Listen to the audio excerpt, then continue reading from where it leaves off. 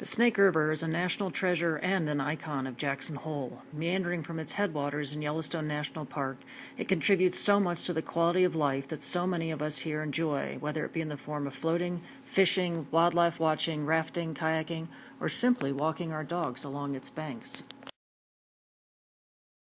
It seems that as long as people have lived here, they have loved the river for many of the same reasons that we do today. It wasn't until June 9, 1940, however, that the first commercial whitewater rafting trip was launched down the Snake River Canyon. From that time on, commercial use of the river and its accompanying pressures increased steadily and over the years significantly. The Snake River Fund was created in 1998 in response to a controversial proposal by the Bridger-Teton National Forest to begin charging fees to boaters who are recreating on the river. With inadequate federal funding to meet the demands of increasing use, the fund, through voluntary donations of time and money, made it possible for the Snake River to remain fee-free. Since that time, we have provided more than $1 million for river rangers, trail repair, restrooms, sign installation, search and rescue training, AEDs, recycling receptacles, bear-proof trash cans, ramp and parking maintenance, among other projects. We've increasingly become the voice for those who love the Snake River in Jackson Hole. The Snake River Fund was a key player in the campaign for the Snake Headwaters, a grassroots effort led by a passionate group of anglers, whitewater boaters, conservationists, and business owners from Jackson Hole. The goal is to find a way to permanently protect the most pristine rivers and streams in Wyoming's Snake River watershed by including them in the National Wild and Scenic River System. The goal was realized in 2009 when almost 400 miles of the Snake Headwaters were included in the National Wild and Scenic River System, making this our nation's second largest single system designation. Almost all the rivers and streams that are so loved by residents and visitors alike are now permanently protected in their free-flowing condition. Human beings tend to care for what they know and experience. To that end, we believe in the power of educating those who guide, recreate, or simply enjoy the Snake River. Each year we hold a conference, Summit on the Snake, which provides quality education that highlights the natural, human, and environmental history of our watershed. Our goal is to broaden the public's appreciation of the Snake River. Topics over the years have addressed everything from the history of the Wild and Scenic Rivers Act, geology of the Snake River, climate change and its effects on cold water fisheries, to the history of commercial rafting or how to run a successful river expedition. Federal, state, and local biologists and land managers, university professors, and professional guides have been among our speakers. Someone once said that teaching children about the natural world should be treated as one of the most important events in their lives. We believe that, not just about the natural world, but about the watershed in which they live. What better way to do that than to get them in the water and on the water in a way in which they are learning but having the time of their lives. In the classic tale Wind in the Willows, Rat enthusiastically exclaimed to his friend Mole, "There is nothing, absolutely nothing, half so worth doing as simply messing around in boats."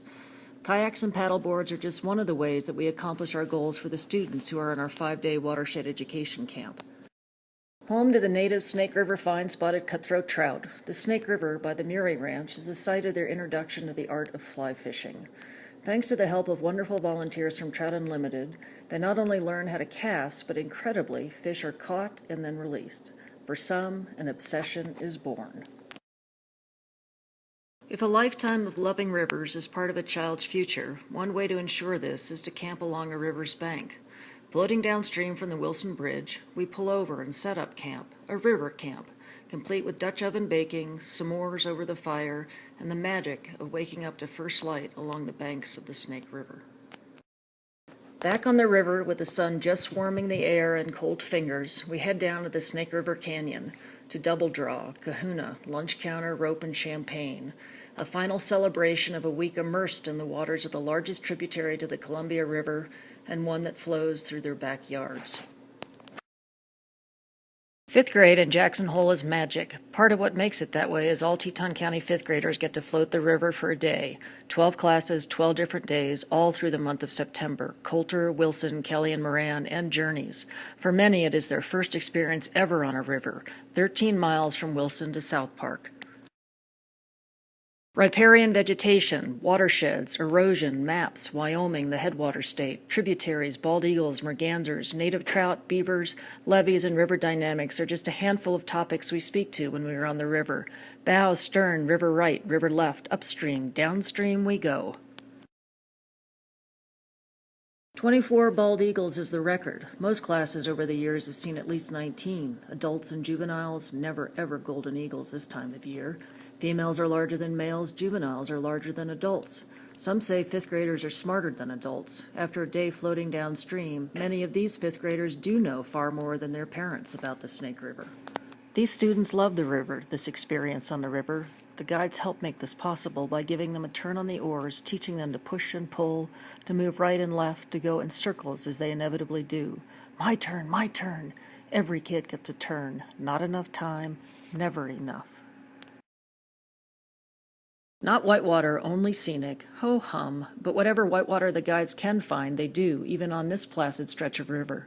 Never before lunch, but always after. Crowding to the front of the rafts, even those who are terrified at the start find delighted joy when the waves come crashing in. Often soaked, always laughing. Pure, youthful exuberance. None of our youth programs would be possible without the incredible generosity of the whitewater outfitters, who donate their rafts and guides, kayaks, stand-up paddleboards, and trailers, because they love the Snake River as deeply as those of us at the Snake River Fund, and embrace our desire to let kids here experience its magic. It's been almost 75 years since that first commercial trip was taken down the Snake River Canyon. There's cause to celebrate as this reach of the Snake, as well as many of its tributaries, are now forever protected in their free-flowing condition. As well, the next generation of river recreationists is learning how truly remarkable the Snake River is that flows through Jackson Hole, a river well worth loving.